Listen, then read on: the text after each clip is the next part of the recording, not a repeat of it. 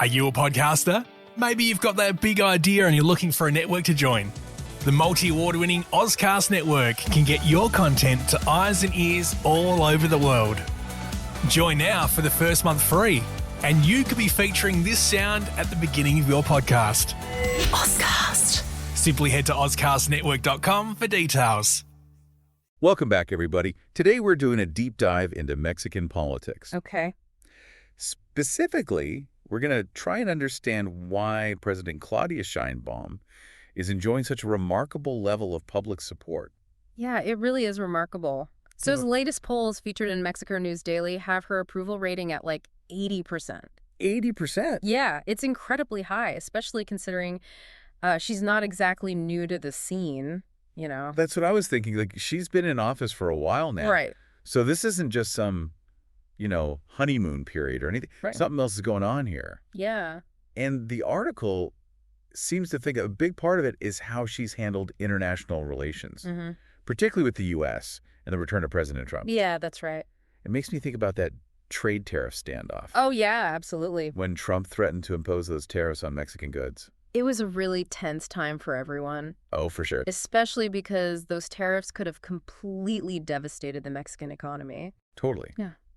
But Sheinbaum managed to negotiate a postponement. Right. Which essentially prevented a major crisis. Yeah, and the Wall Street Journal even reported that world leaders were really paying attention to how she negotiated that whole thing. Oh, wow, really? Yeah, it's a big deal. So by successfully navigating that situation, it seems like she projected this image of, strength. Absolutely. Strength and competence on the international stage. Yeah. Which I'm sure resonated really well with the Mexican people. It makes me think about that El Universal poll, asking people what the best thing Sheinbaum had done as president was. And the most popular answer was defending the country from Donald Trump. I mean, that's really telling, isn't it? Totally. It speaks to, a deeper sentiment within Mexico. Right. It's not just about trade or the economy or things like that. It's about national pride, sovereignty, For sure. and their history with the U.S. It's definitely a complex relationship. Yeah. For those who might not be as familiar, there's been a long and sometimes very difficult relationship between Mexico and the U.S., marked by interventions, economic dependencies, and, just this constant back and forth negotiating who has the power. Yeah, for sure. So when Sheinbaum takes a strong stance against U.S. intervention. Like when Trump refused to rule out military action against the cartels in Mexico. Exactly. It taps into a very sensitive nerve for a lot of Mexicans. Yeah, I can see that. And then you see this rally around the flag effect. Yeah. Where the leader is seen as protector, especially against an outside threat. Right. And it naturally boosts their popularity. So let's look a little closer at those poll numbers. Okay. Because they really are something else. They are. I mean, 80% approval overall is impressive enough. Yeah. But it gets even higher among certain groups like students and people living in southern Mexico. And you also have to look at how low the disapproval rate is. Right. Only 11%. Which suggests a broad base of support across the board. Yeah, it really does. And the most amazing part. What's that? 75% of those polled couldn't name a single bad thing about Sheinbaum's presidency. Wow, talk about a glowing report card. Seriously. But to understand these numbers, we need to look at her domestic policies as well. Right. The Mexico News Daily article pointed out that she's continuing a lot of those popular social programs started by her predecessor. Former President Obrador, yes. Right? Andres Manuel Lopez Obrador. Often called AMLO. Exactly, AMLO. So for listeners who might not be as familiar with Mexican politics, can you give us the quick rundown of who Obrador is and what those social programs were about? Sure. So Obrador, or AMLO, as he's known, Right. served as president before Sheinbaum. Right. He's a leftist politician, and he implemented a number of these social welfare programs, and they were really aimed at reducing poverty and inequality. What kind of programs? Well, they included things like direct cash transfers to senior citizens, Okay. and also scholarships for students. These programs were really popular, especially among lower-income demographics. I see. So by continuing these popular policies, Sheinbaum is building on that existing goodwill. Exactly. And that likely contributes to how popular she is right now. And it's not just about keeping things the same, right? Yeah, not at all. Sheinbaum has overseen a period of, relative economic stability and growth. Yeah. 56% of Mexicans believe the country's headed in the right direction. Wow. So this sense of positive momentum reinforces the perception that she's an effective leader. Okay, so we've got international events and domestic policies all kind of coming together to create this wave of approval, but no leader is perfect, right? Oh, of course not. And the article did point out one area where she's facing some pushback. And that's public security. Yeah, unfortunately, that's been a major concern in Mexico for a long time. Absolutely. The country has struggled with crime and violence for decades. And it seems like no administration has been able to fully address it. It's a really tough issue. So how much of a problem is this for Sheinbaum? Is it enough to hurt her popularity? That's where we need to look closer at those poll numbers again. Okay. So public safety was listed as the worst thing about her presidency, Right. but only 7% of people felt that way. Wow. Yeah, compared to the 75% who couldn't think of anything negative. It's a huge difference. It is, and it suggests that while public security is definitely a concern, it's not overshadowing her achievements for most people. I see. So it's about perspective. Right, and weighing priorities. So it sounds like you're saying that while crime is a problem, Yeah, it's not seen as the defining issue of her presidency. I think that's fair to say. People feel like she's doing well in other areas, and that's more important to them, at least for now. Exactly. It's a complicated situation with lots of moving parts. For sure. And it'll be interesting to see how this balance of priorities evolves as her presidency continues. Yeah, definitely. Yeah, it really is fascinating, isn't it? It is. How she's managed to keep those approval ratings so high, even with all those security problems. It seems like people are saying, okay, well, crime is a problem, but look at everything else she's doing. Yeah, And she's standing up for us to the U.S. precisely.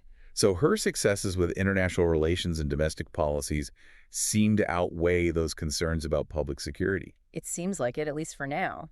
Which brings up an interesting point. Do you think this is a shift in Mexican politics, where strong leadership on the international stage is more important to voters than ever before? I think it's possible. Especially with how unpredictable things are with the U.S. these days. Yeah. I mean, as we said before, Sheinbaum's defense of Mexican sovereignty seems to have been a big deal for voters. It had. Makes her look like a protector. Yeah. Someone who will stand up for Mexico no matter what. Exactly. And it's not just talk either. Right. She's backed it up. Uh-huh. Like getting that tariff postponement from the U.S. Yeah, that showed she can get things done on a global level. And voters love that kind of thing. They love results. Especially when they're looking for someone to trust with those complicated international relationships. Exactly. They need to know they can deliver. And we can't forget about what's happening inside Mexico either. No, of course not. All those social programs, the general feeling that things are moving in the right direction, that plays a role too. Oh, absolutely. That feeling of stability, Right. of progress. It Yeah. really helps solidify the idea that Sheinbaum is the right leader right now. Someone who can deliver at home and abroad. Exactly. So she's got a lot working in her favor. She does. But is it sustainable? That's the big question, isn't Can it? she keep this going? Yeah, is this temporary just because of the current situation? Right. Or is this a bigger change in Mexican politics? Hmm. We'll have to wait and see, I guess. Yeah, that's politics for you. Always changing. That's right.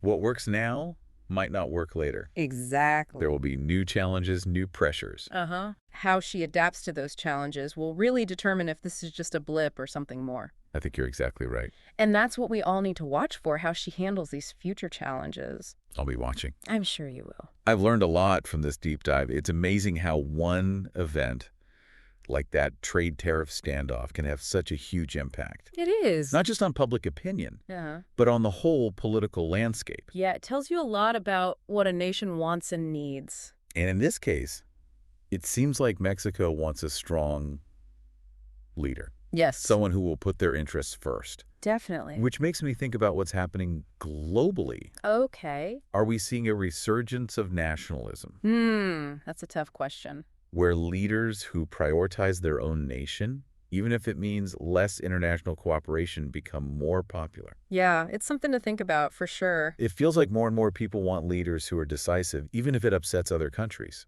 And it's not just about being strong. Wow. It's about genuinely representing your people, Right. putting their needs first. But where does that leave international cooperation then? Right, if everyone's just looking out for themselves. Couldn't that lead to more conflict down the road?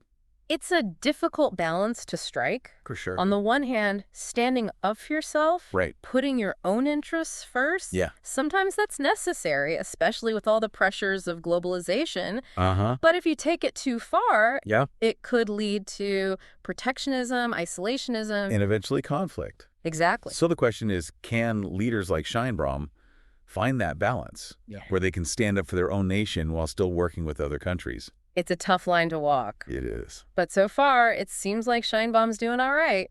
She is. But it's going to be interesting to see how she keeps handling all of this as time goes on. Yeah, it really is a fascinating thing to watch. It is. And it seems like she's handling it pretty well so far. Yeah, she is. That ability to balance things at home and abroad, Uh-huh.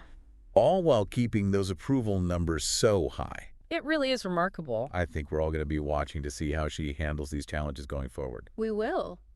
Well, that about wraps up our deep dive into President Sheinbaum's soaring approval ratings. I think we covered a lot. We looked at the polls. Yeah. We talked about what's happening in Mexico, what's happening with the U.S. And around the world, even. Exactly. What do you think about all of this? You know, it's funny. What is it? We started this deep dive trying to understand why she's so popular. Right. And I feel like we found some answers, Yeah. but I also feel like we have even more questions now. I think that's how it goes sometimes. It is, isn't it? You dive deep into something, you don't always get a clear answer. Right. Sometimes you end up with more questions. And that's a good thing. It is. That's where the real learning starts. So to our listener, what do you think? What stood out to you? What are your thoughts on Sheinbaum's approach? What do you think will happen next with her presidency? And what about Mexico's role in the world? It's a lot to think about. It is. We don't expect you to have all the answers right now. No, of course not. But hopefully this deep dive gave you some new things to consider, Some new perspectives. new ways of looking at things. Exactly. And that's what it's all about, right? It is. Learning more about the world around us. Challenging our assumptions. So until next time, stay curious. Are you a podcaster? Maybe you've got that big idea and you're looking for a network to join. The multi-award-winning Ozcast Network can get your content to eyes and ears all over the world. Join now for the first month free, and you could be featuring this sound at the beginning of your podcast. Ozcast. Simply head to ozcastnetwork.com for details.